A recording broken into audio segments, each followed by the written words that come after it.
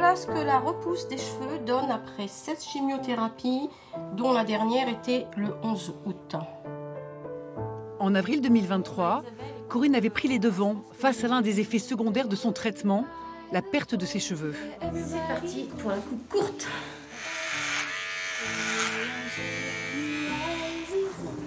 Ah bah ouais, c'est la coupe de printemps. Cette étape, Corinne l'a traitée avec beaucoup de distance. J'ai préféré me concentrer sur la guérison plutôt que sur l'apparence des cheveux que je n'avais plus. Et pour ne rien oublier de ce parcours de soins si exigeant, Corinne a tenu un journal.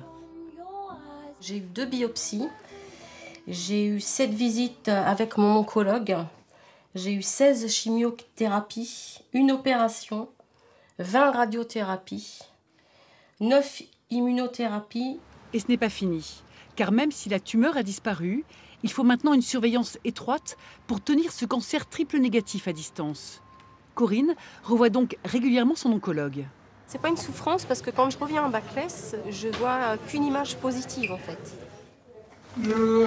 Bonjour. Comment ça va? Très bien, merci. Depuis la dernière fois, les IS, c'est Ça va très bien.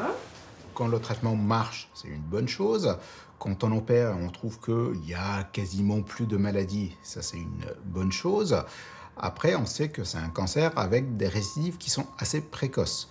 Et aussi, c'est un cancer qu'on pourrait guérir si les traitements sont efficaces et si on arrive au bout des traitements.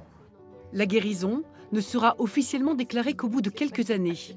Corinne va donc devoir être patiente, un trait de caractère qui n'est pas forcément inné chez elle. Bon, Comment ça va? bien et toi? Bah oui, hein. Mais en revoyant l'onco-esthéticienne, elle mesure aussi le chemin parcouru. Qu'est-ce qu'on fait aujourd'hui? On prévoit un soin visage? Si tu veux. Bon.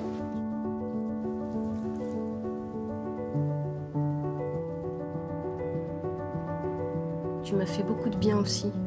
Moi qui m'occupe pas de mon apparence, tu m'as donné vraiment du réconfort et pour ça je tiens à te remercier.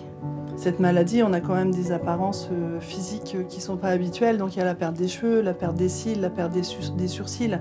Donc nous, on est là justement pour réapprendre à rester belle pendant la maladie. La patiente qui est bien, son entourage va être bien. Donc ça c'est vraiment une chose que j'ai pu constater en ce qui me concerne. Son bien-être et celui de ses proches, c'est devenu une priorité pour Corinne, encore plus depuis la maladie. Ce que j'apprends, c'est me concentrer sur l'essentiel, sur les gens vrais. Moi, c'est ma vie, c'est mes petits-enfants, c'est mes fils, mon mari, mes parents et quelques amis vraiment très, très importants pour moi. Le reste... Et parmi les essentiels, il y a Joël qui l'a accompagné durant la maladie et qui l'a vu batailler sans relâche durant 1 an. Rien n'a changé pour Corinne. Elle n'a pas changé.